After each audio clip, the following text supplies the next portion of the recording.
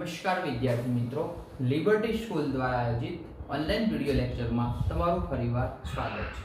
તો વિદ્યાર્થી મિત્રો, આપણે ધોરણ 11 પ્રકરણ 3 ક્વેશ્ચન છે. આજે આપણે ભણવાનું છે આવર્ત કોષ્ટકમાં ધાતુઓ અને અધાતુઓ વિશે માહિતી આપો. તો આવર્ત કોષ્ટકની ચર્ચા આપણે કરી ચૂક્યા. એની અંદર આવર્ત વિશે આપણે ભણ્યા. એ આવર્તની ઇલેક્ટ્રોન રચના વિશે ભણ્યા, બરાબર છે.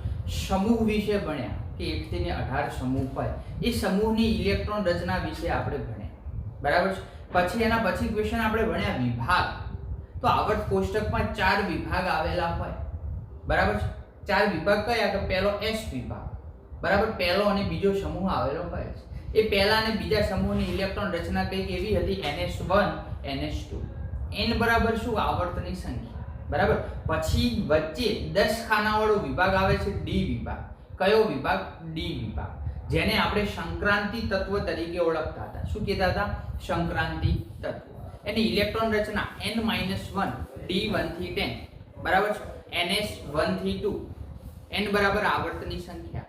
દાખલા તરીકે ચોથું આવર્તનું કોઈ તત્વ હોય, આવર્ત ચોથાની, તો એની અંદર n-1 3D કક્ષક હાજર હોય.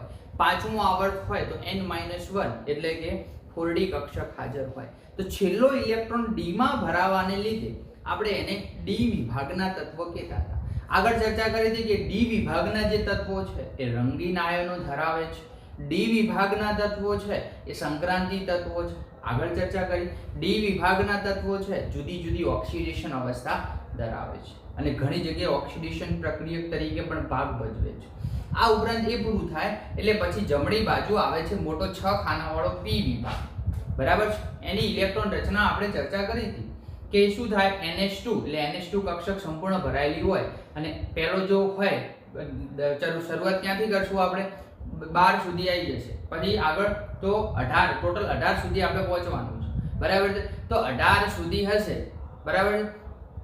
તો 13 થી કરીને 18, તો 3 થી ને 12 D વિભાગ, 13 થી કરીને 18 એ કયો વિભાગ આવે છે? P, બરાબર. 13મો, 14મો, 15મો, 16, 17 અને 18. એની અંદર જે 18મો સમૂહ છે એને આપણે ઉમદા વાયુ કહેતા હતા. ઉમદા વાયુ કેમ કહેતા હતા? કે જેની બાહ્યતમ કક્ષામાં રહેલી કક્ષકોના ઇલેક્ટ્રોન સંપૂર્ણપણે ભરેલી હોય. ચાહે P કક્ષક હોય તો P પણ સંપૂર્ણ ભરેલી હોય. P સંપૂર્ણ ભરેલી ક્યારે કહેવાશે? કે એની અંદર P6 6 ઇલેક્ટ્રોન ભરાઈ જશે. 2s2 દાખલા તરીકે 2s2 છે તો એ કોની ઇલેક્ટ્રોન રચના છે? તો આપણે 1s2 તો હિલિયમની જોઈએ. તો હિલિયમની અંદર પણ બાહ્યતમ કક્ષામાં રહેલા ઇલેક્ટ્રોન સંપૂર્ણ ભરાઈ જશે ત્યારે ઉમદા વાયુ બનશે. દાખલા તરીકે ઇલેક્ટ્રોન રચના ચર્ચા આપણે કરીએ, બરાબર.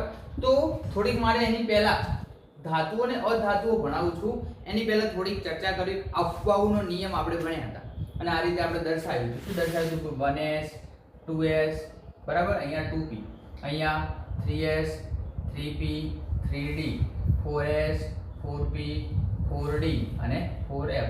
તો ઇલેક્ટ્રોન કંઈક આ રીતે ભરાતા હતા. 2s માં આવે, 2p આવે, પછી 3s આવે, 3p આવે, 4s આવે, 3d આવે, 4p આવે. તો ઇલેક્ટ્રોન આ રીતે ભરાતા હતા. આવું કોણે કીધું? અફવાઓએ કીધું. કોણે કીધું? અફવાઓએ. તો જો ઇલેક્ટ્રોનની અંદર, બરાબર, દાખલા તરીકે n બરાબર પહેલો આવર્ત લઉં છું તો માત્ર કઈ કક્ષક શક્ય બનશે? 1s.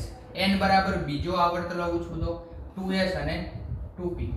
n બરાબર ત્રીજો આવર્ત લઉં છું તો 3s 3p અને 3d. જો વિદ્યાર્થી મિત્રો s કક્ષક સંપૂર્ણ ભરાઈ જશે, s કક્ષક સંપૂર્ણ ભરાઈ જશે તો એને આપણે ઉમદા વાયુ, જે તત્વની ઇલેક્ટ્રોન રચના છે એને ઉમદા વાયુ કહીશું. s કક્ષક ક્યારે ભરાશે? કે 2 ઇલેક્ટ્રોન આવે ત્યારે. તો 2 ઇલેક્ટ્રોન કોના હશે? હિલિયમના. તો ઇલેક્ટ્રોન રચના શું થાય? 1s2, બરાબર. પછી p કક્ષકના ટોટલ 8 ઇલેક્ટ્રોન ભરાઈ જશે. તો આ ઇલેક્ટ્રોન ક્યારે ભરાશે? આગળની 1s ભરાશે, પછી 2s2 ભરાશે અને પછી 2p6 ભરાશે. તો આ જે તત્વ હશે ને ઉમદા વાયુ કહીશું. તો 6 7 8 9 10, 10મું તત્વ નિયોન. તો એ નિયોન પણ ઉમદા વાયુ છે, બરાબર. પછી આગળ કે 3s ભરાશે અને 3p ભરાશે. તો આગળ જો આપણે આવું કરીએ 1s2 2s2 2p6 3s2 3p6, તો અહીંયા p સુધી આપણે અટકી જઈએ છીએ. ટોટલ ઇલેક્ટ્રોન 6 6 12 13 14 15 16 ને 18 ઇલેક્ટ્રોન થાય. 18મું તત્વ છે નિષ્ક્રિય, સોરી, ઉમદા વાયુ હશે. એટલે કયું છે? આર્ગોન. એ પણ ઉમદા વાયુ. તો આ રીતે આપણે સમજી શકીએ છીએ જે 17મો સમૂહ હતો એને આપણે હેલોજન સમૂહ કહેતા હતા. શું હતો હેલોજનમાં? FCl Br I અને છેલ્લે તો એસ્ટેટી અથવા એસ્ટેટાઇન. બરાબર, FCl Br I એસ્ટેટી આ સમૂહ હતો હેલોજન. બરાબર. પછી 16મો સમૂહ હતો એને આપણે કહેતા હતા ચાલ્કોજન સમૂહ. શું કહેતા હતા? ચાલ્કોજન સમૂહ. બરાબર. એમાં શું હતું તત્વ? ઓક્સિજન, સિલેનિયમ, બરાબર, સોરી, ઓક્સિજન, સલ્ફર, ચલો ફરીવાર, ઓક્સિજન, સલ્ફર, સિલેનિયમ, ટેલુરિયમ, પોલોનિયમ. બરાબર. એ હતું શાનું? સોરી, 16મો સમૂહ. અને 16મા સમૂહને આપણે ચાલ્કોજન તરીકે ઓળખતા હતા. બરાબર. પછી આપણે ચર્ચા કરીએ આગળ સમૂહની અંદર ચર્ચા કરી. બરાબર. તો હવે આપણે ધાતુઓ અને અધાતુઓ વિશે થોડીક આજે ચર્ચા કરી લઈએ. બરાબર છે. તો આ હતી આપણે વિભાગોની ચર્ચા પૂર્ણ કરી. અને નીચે જે હતું એ આવર્ત કોષ્ટકની નીચે બે ઊભી આડી હરોળમાં એટલે કે આ રીતે આપણે શું દર્શાવતા હતા? F વિભાગ. તો F ની અંદર 14 ખાના દર્શાવ્યા હતા કારણ કે F ની અંદર 14 ઇલેક્ટ્રોન ભરાય છે. બરાબર. F વિભાગના તત્વોને આંતર સંક્રાંતિ તત્વ કહેતા હતા. બરાબર. શું કહેતા હતા? આંતર સંક્રાંતિ તત્વ. ઇલેક્ટ્રોન રચનાની સામાન્ય ઇલેક્ટ્રોન રચનાની ચર્ચા કરીએ તો n-2 F 1 થી 14. બરાબર. n-1 D 1 થી 10 NH2. આ સામાન્ય ઇલેક્ટ્રોન રચના કોની હતી? F વિભાગના તત્વો. હવે આપણે ચર્ચા કરીએ છીએ અહીંયા ધાતુઓ અને અધાતુઓ વિશે આવર્ત કોષ્ટકમાં. બરાબર. તો ધ્યાન આપજો કે આવર્ત કોષ્ટકમાં વિભાગોની ચર્ચા પૂર્ણ કરી છે. બરાબર છે. તો વિભાગો ઉપરાંત ધાતુ અને અધાતુમાં વર્ગીકરણ કરી શકાય છે. આવર્ત કોષ્ટક માના કેટલાક તત્વોને ધાતુ અને અધાતુમાં વર્ગીકરણ કરી શકાય છે. તો કેટલીક ધાતુઓ હશે, કેટલીક અધાતુઓ હશે. બરાબર છે. લગભગ આવર્ત કોષ્ટકમાં 78% જેટલી ધાતુઓ છે. લગભગ આવર્ત કોષ્ટકમાં કેટલી? 78% ધાત્વિય ગુણધર્મ ધરાવે છે. કોષ્ટકમાં 78% તત્વો એ ધાત્વિય ગુણધર્મ ધરાવે છે એટલે કે ધાતુઓ તરીકે વર્તે છે. મોટા ભાગની ધાતુઓ કઈ જગ્યાએ? આવર્ત કોષ્ટકમાં કઈ બાજુએ? ડાબી બાજુ દર્શાવેલ છે. મોટા ભાગની ધાતુઓ આવર્ત કોષ્ટકમાં ડાબી બાજુ દર્શાવે છે. અધાતુઓ કઈ બાજુ હશે? જમણી બાજુ. તો અધાતુઓ કઈ બાજુ? જબાનો મતલબ જમણી બાજુ આવેલ હશે. બરાબર. ચલો હવે ધાતુઓ અને અધાતુઓ વિશે થોડીક ચર્ચા કરી દઈએ. તો ધાતુઓ એ સામાન્ય રીતે ઓરડાના તાપમાને, બરાબર, ઘન સ્વરૂપે હોય છે. બરાબર. તો હવે ગુણધર્મની થોડી ચર્ચા કરી લઉં. ધાતુ આ બાજુ, અધાતુ. બરાબર. તો ધાતુઓ સામાન્ય રીતે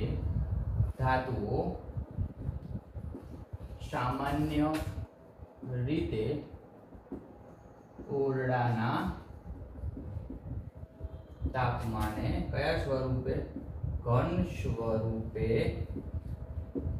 જોવા મળે છે. પણ એક અપવાદ છે, તમે ભણી ગયા હશો. શું છે? પારો. પારો કઈ અવસ્થામાં જોવા મળે છે? આપણને પ્રવાહી અવસ્થામાં જોવા મળે છે. બરાબર. આગળ ચર્ચા કરીએ કે ધાતુના ગલન બિંદુ અને ઉત્કલન બિંદુ ઊંચા હોય છે. ધાતુના ગલન બિંદુ એટલે કે મેલ્ટિંગ પોઈન્ટ અને ઉત્કલન બિંદુ એટલે કે બીપી બોઇલિંગ પોઈન્ટ ઊંચા હોય છે. બધી જ ધાતુઓ તણાવપણું તણાવપણાનો ગુણધર્મ ધરાવે છે. તણાવપણું એટલે શું? તાણી શકાય છે. બરાબર. બધી જ ધાતુઓ ટીપાવપણાનો ગુણધર્મ ધરાવે છે. ટીપાવપણું એટલે એને ફૂટી શકાય છે, ટીપી શકાય છે. બરાબર. આગળ ચર્ચા કરીએ. બધી જ ધાતુઓ ઉષ્મા અને વિદ્યુતની સુવાહક છે. કઈ? ઉષ્મા અને વિદ્યુતની કેવી છે? સુવાહક છે. બરાબર છે. તણાવપણાનો ગુણધર્મ ધરાવે છે, ટીપાવપણાનો ગુણધર્મ ધરાવે છે, ઉષ્મા અને વિદ્યુતની કેવી છે? સુવાહક છે. બરાબર છે. ઓકે. હવે આપણે અધાતુની ચર્ચા કરીએ. બરાબર. તો અધાતુઓ કઈ જગ્યાએ હશે? તો અધાતુઓ આવર્ત કોષ્ટકમાં જમણી બાજુ હોય છે. બરાબર છે. આવર્ત કોષ્ટકમાં કઈ બાજુ? જમણી બાજુ આવેલ હોય. બરાબર. ચલો ધ્યાન આપજો. આગળ ચર્ચા કરીએ કે આવર્તની અંદર આવર્ત કોષ્ટક ડાબી બાજુથી જમણી બાજુ તરફ જઈએ તો ડાબી બાજુ બધી ધાતુઓ છે, જમણી બાજુ અધાતુઓ છે. તો ધાત્વીય લક્ષણમાં શું થાય છે? ઘટાડો થાય છે. ધાત્વીય લક્ષણ એટલે અહીંયા ધાતુઓ છે, વચ્ચે અર્ધ ધાતુઓ છે અને આ બાજુ અધાતુઓ છે. તો ધાત્વીય ગુણધર્મ ઘટે છે. બરાબર. આવર્તમાં ડાબી બાજુથી જમણી બાજુ તરફ જતા ધાત્વીય લક્ષણ શું થાય છે? ઘટે છે. ધાત્વીય લક્ષણ શું થાય છે? ઘટે છે. બરાબર. આગળ ચર્ચા કરીએ કે કેટલીક અધાતુઓ ઓરડાના તાપમાને ઘન અથવા વાયુ સ્વરૂપે હોય છે. એ ટીપાવપણાનો ગુણધર્મ દર્શાવતું નથી, તણાવપણાનો ગુણધર્મ દર્શાવતું નથી. અને ટીપવા જશો તો તૂટી જશે, ખેંચવા જશો, તાણશો તો પણ તૂટી જશે. આગળ ચર્ચા કરીએ કે સમૂહમાં, સમૂહ એટલે શું? કે ઊભો. સમૂહની અંદર, સમૂહમાં ઉપરથી નીચે તરફ આવો છો, ઉપરથી નીચે તરફ આવો છો એમ ધાત્વીય ગુણધર્મો. બરાબર છે.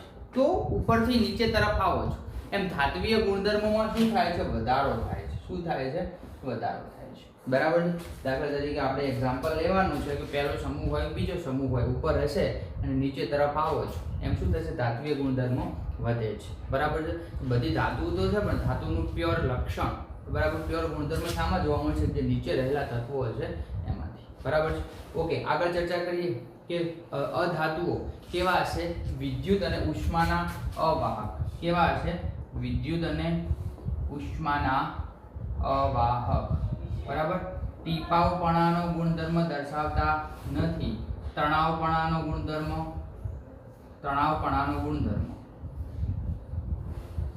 દર્શાવતા નથી. બરાબર. ઉષ્મા અને વિદ્યુતના કેવા હોય છે? અવાહક. ગલન બિંદુ અને ઉત્કલન બિંદુ કેવા હશે? નીચા હશે. ગબી અને ઊભી એટલે કે ગલન બિંદુ અને ઉત્કલન બિંદુ કેવા હશે? નીચા હશે. કેવા હશે? નીચા હશે. બરાબર. તો આ ઉપરાંત, બરાબર, કેટલાક અર્ધ ધાતુ તરીકે વર્તે છે. કેટલાક અર્ધ ધાતુ તરીકે વર્તે છે. બરાબર. દાખલા તરીકે સિલિકોન. બરાબર. પછી germanium. Silicon, germanium, ES. ES વિશે જાણો છો? આર્સેનેટ, SB અને TE. બરાબર.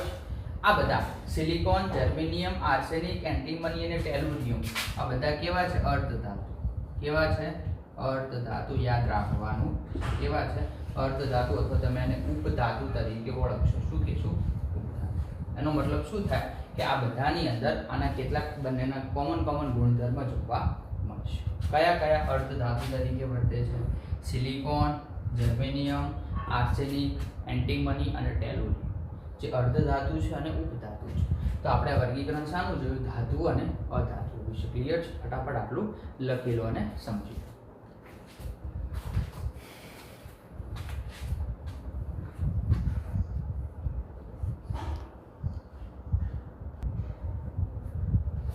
ચાલો લખી રહ્યા છો વિદ્યાર્થી મિત્રો.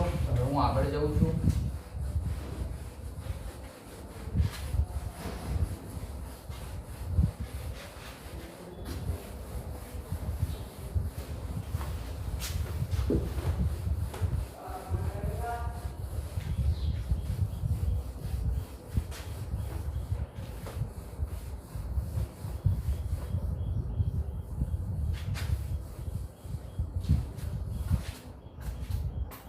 ચલો હવે આપણે આગળના ક્વેશ્ચન તરફ જઈએ છીએ.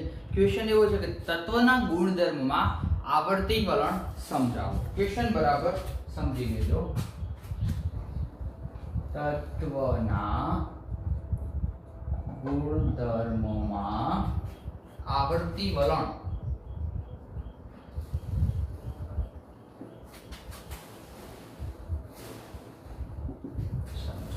બરાબર છે.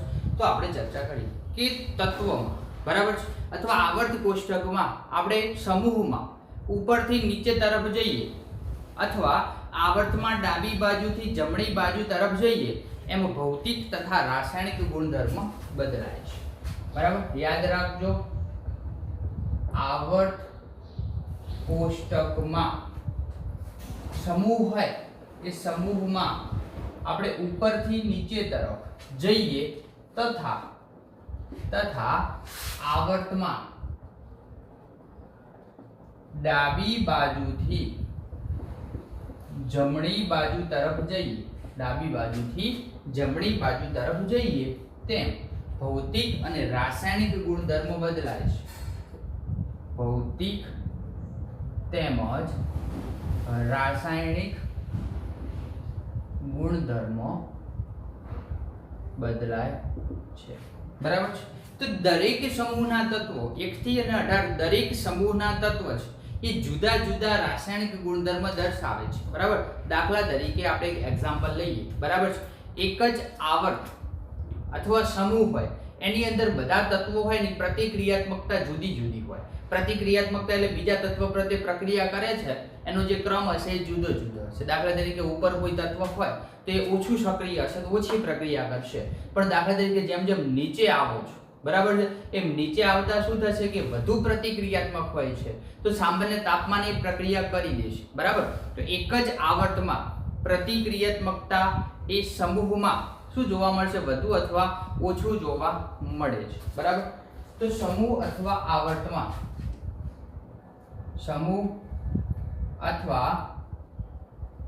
આવર્તમાં તત્વોની પ્રતિક્રિયાત્મકતા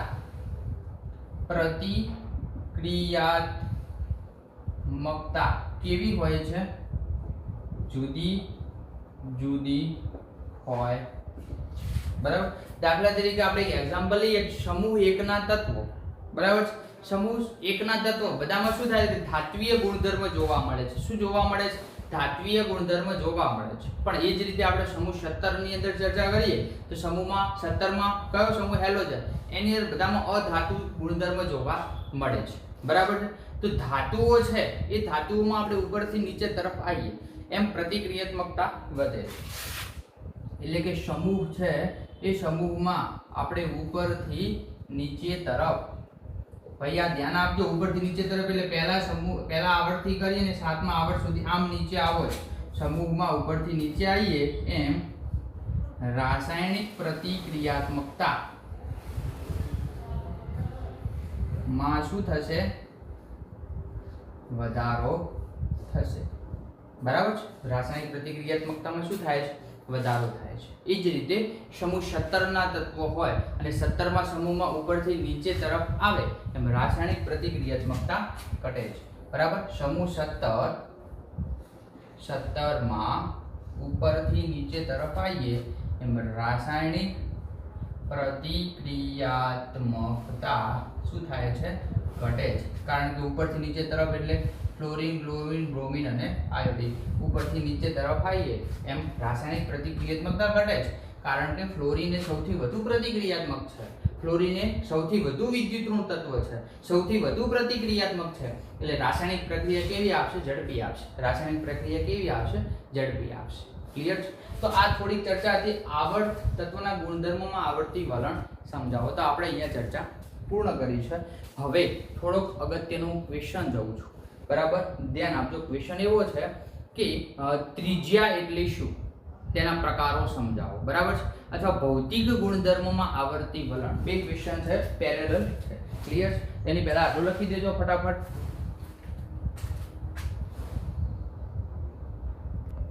ક્લિયર? ઓકે, ચલો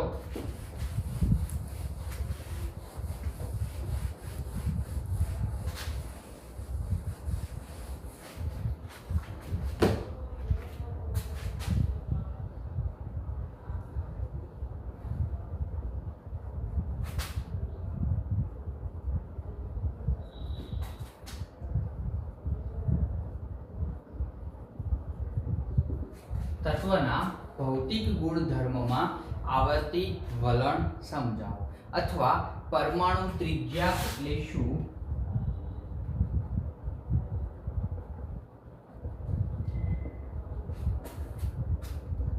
તેના પ્રકારો. બરાબર છે. તો પહેલા આપણે પરમાણુ ત્રિજ્યાની વ્યાખ્યા આપીએ. પરમાણુ ત્રિજ્યા એટલે શું? બરાબર છે. તો કોઈ પણ ઇલેક્ટ્રોન પરમાણુ કેન્દ્રની આજુબાજુ, બરાબર છે, તો પરમાણુ કેન્દ્રની આજુબાજુ ઇલેક્ટ્રોન મળી આવવાની સંભાવના વધુ હોય, એ સંભાવના સુધીના જે અંતર હશે, પરમાણુનું કેન્દ્ર અને ઇલેક્ટ્રોન મળી આવવાની સંભાવના, બરાબર છે, એ સુધીના અંતરને પરમાણુવીય ત્રિજ્યા કહે છે. પરમાણુ કેન્દ્ર અને ઇલેક્ટ્રોન મળી આવવાની સંભાવના સુધીના અંતરને શું કહે છે? પરમાણુ ત્રિજ્યા કહે છે. બરાબર. તો પરમાણુ ત્રિજ્યા તો ખરી, પણ આ પરમાણુ ત્રિજ્યાનું માપન શાના વડે કરી શકો છો? તો પરમાણુની ત્રિજ્યા એ કાં તો તમે વર્ણપટીય સિદ્ધાંત, શું વર્ણપટીય સિદ્ધાંત, તમે હમણાં બીજા ચેપ્ટરમાં ભણ્યા યુવી, આઈઆર, બરાબર, અથવા તમે એક્સ કિરણોની મદદથી માપી શકો છો. કયા કિરણો? એક્સ કિરણો, એક્સ રે ની મદદથી માપી શકો છો. બરાબર. તો આપણે જે પરમાણુવીય ત્રિજ્યા હવે ભણવાના છે એના પ્રકારો. તો પરમાણુવીય ત્રિજ્યાના 3 પ્રકાર પડે છે. પરમાણુવીય ત્રિજ્યાના 3 પ્રકાર પડે છે. બરાબર. ચાલો, પહેલો પ્રકાર છે સહસંયોજક ત્રિજ્યા. કઈ છે? સહસંયોજક ત્રિજ્યા. બરાબર. બીજી છે, બરાબર, ધાત્વિય ત્રિજ્યા. કઈ? ધાત્વિય ત્રિજ્યા. ત્રીજી છે વાન ડર વાલ્સ ત્રિજ્યા. એક વસ્તુ સમજી લઉં કહું એટલે તમને 3 વ્યાખ્યા આવડી જશે. સહસંયોજક ત્રિજ્યામાં બે પરમાણુઓ એકબીજા સાથે જોડાયેલા હશે, ચોટેલા હશે. ધાત્વિય ત્રિજ્યામાં બે પરમાણુઓ પાસે ગોઠવાયેલા હશે. વાન ડર વાલ્સ ત્રિજ્યામાં બે પરમાણુ એકબીજાથી દૂર ગોઠવાયેલા હશે. તો પહેલા હું વ્યાખ્યા લખું છું સહસંયોજક ત્રિજ્યા. સહસંયોજક ત્રિજ્યા. બરાબર. ચાલો ધ્યાન આપજો, આપણે પહેલા આકૃતિ દોરી અને સમજીએ છીએ. બરાબર. ચાલો, આ એક પરમાણુ છે, બરાબર, એની સાથે એક બીજો પરમાણુ અહીંયા જોડું છું. બરાબર. દાખલા તરીકે બંને ક્લોરીનના પરમાણુ છે. શાના છે? ક્લોરીનના. બરાબર. તો આનું કેન્દ્ર આટલે આવશે, આનું કેન્દ્ર આટલે આવશે. તો આટલું જે અંતર છે બંને વચ્ચેનું, એ અંતર કેટલું હશે? d/2 છે. કેટલું હશે? d/2. તો હું વ્યાખ્યા લખું છું સહસંયોજક ત્રિજ્યાની. તો સહસંયોજક અણુમાં એકલ બંધથી જોડાયેલા બે અધાત્વીય પરમાણુ કેન્દ્રો વચ્ચેના અંતરને, બરાબર, અથવા અંતર વચ્ચેના સરેરાશ અડધા મૂલ્યને સહસંયોજક અણુમાં એકલ બંધથી જોડાયેલા સહસંયોજક અણુમાં એકલ બંધથી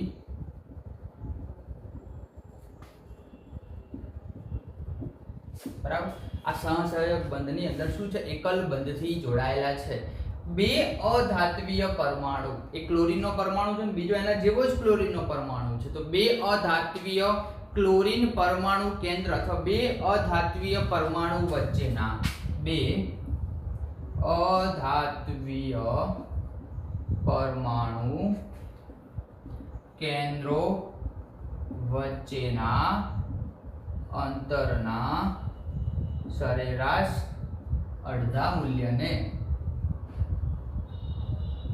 શું કહે છે? સહસંયોજક ત્રિજ્યા.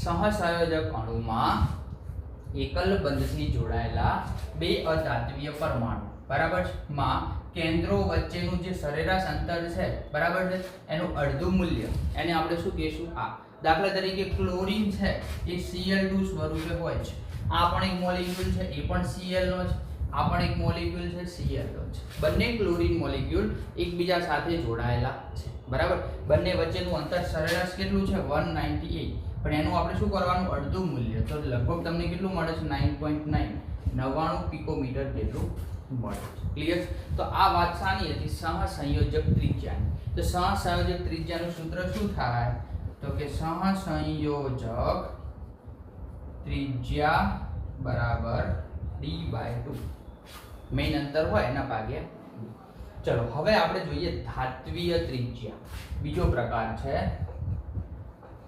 ધાત્વીય ત્રિજ્યા ચલો અહીંયા બે પરમાણુ એકબીજા સાથે સંમિશ્રણ પામેલા હતા હવે અહીંયા આપણે પાસે બતાવીએ ચલો એક ગોળો બરાબર એ બીજા ગોળાની પાસે ગોઠવાયેલો છે બરાબર એક ગોળો છે એ બીજા ગોળાની પાસે ગોઠવાયેલો છે તો આ કેન્દ્રથી કરી અને આટલું અંતર આના કેન્દ્રથી કરીને આટલું અંતર બરાબર તો આ અંતર કેટલું હશે તો કે અડધું હશે બંનેનું અડધું d/2 બરાબર જો આખો ગોળો લઈએ આપણે આટલો આખો પૂરો કરીએ તો આનું d થાય ને આનું d થાય તો 2d થાય પણ અહીંયા આપણે કેટલું હશે d/2 કેટલું હશે d/2 તો આની વ્યાખ્યા શું લખશું આની અંદર સંમિશ્રણ પામેલા હતા બે પરમાણુ અહીંયા બે પરમાણુ પાસે ગોઠવાયેલા છે તો ધાત્વીય સ્ફટિકમાં વ્યાખ્યા બરાબર સમજજો ધાત્વીય સ્ફટિકમાં પાસેના બે પરમાણુ કેન્દ્રો વચ્ચેના સરેરાશ મૂલ્યના અડધા અંતરને ધાત્વીય સ્ફટિકમાં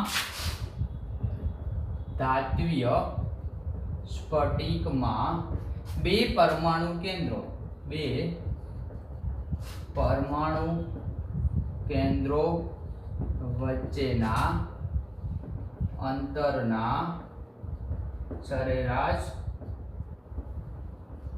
અડધા મૂલ્યને શું કહે છે ધાત્વીય ત્રિજ્યા શું કહે છે ધાત્વીય ત્રિજ્યા કહે છે બરાબર તો બે પરમાણુ કઈ જગ્યાએ પાસે ગોઠવાયેલા છે દાખલા તરીકે કોઈ એક સ્ફટિક તમને આપેલો છે એની અંદર બધા કોપર મોલેક્યુલ ગોઠવાયેલા છે એ બધા જ કોપર મોલેક્યુલ એકબીજા સાથે કઈ રીતે ગોઠવાયેલા છે પાસે ગોઠવાયેલા છે તો એની અંદર એક કોપર ઉદાહરણ લઈએ તો બધા જ કોપર મોલેક્યુલ જો પાસે ગોઠવાયેલા હશે તો એનું આપણે અંતરની ચર્ચા કરીએ અંતર આપણને લગભગ મળે છે 252 જેટલું તો આપણે સરેરાશ મૂલ્ય કરવા જશું તો શું કરશું દાખલા તરીકે ઘન કોપર એની અંદર કોપર મોલેક્યુલ એનું ટોટલ અંતર આપણને મળે છે 252 તો આપણે એનું સરેરાશ મૂલ્ય અડધું કરશું તો આપણને કેટલું મળી જશે 128 પિકોમીટર કેટલું મળશે 128 pm એટલે પિકોમીટર અને ત્રીજી આપણે વ્યાખ્યા લખીએ છીએ વાન ડર વાલ્સ ત્રિજ્યા કઈ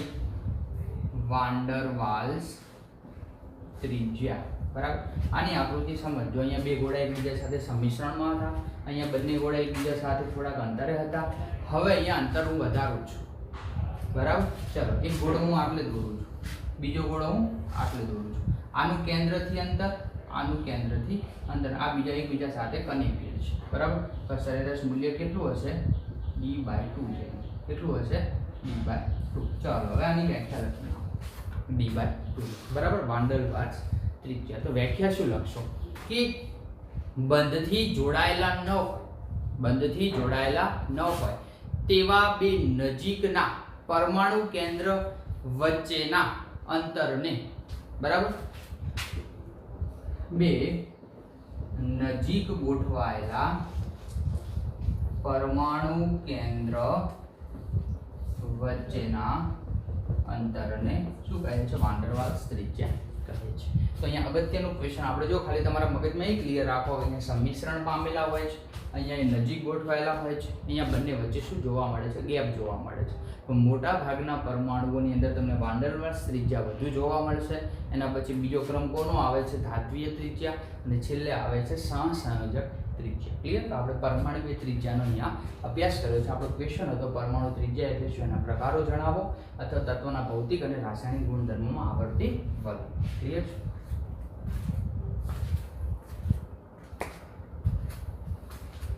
ઓકે, તો વિદ્યાર્થી મિત્રો આપણે આજનું વિડીયો લેક્ચર અહીંયા સ્ટોપ કરીએ છીએ. હવે નેક્સ્ટ વિડીયો લેક્ચરમાં આગળના ટોપિક સાથે મળશું. Thank you very much.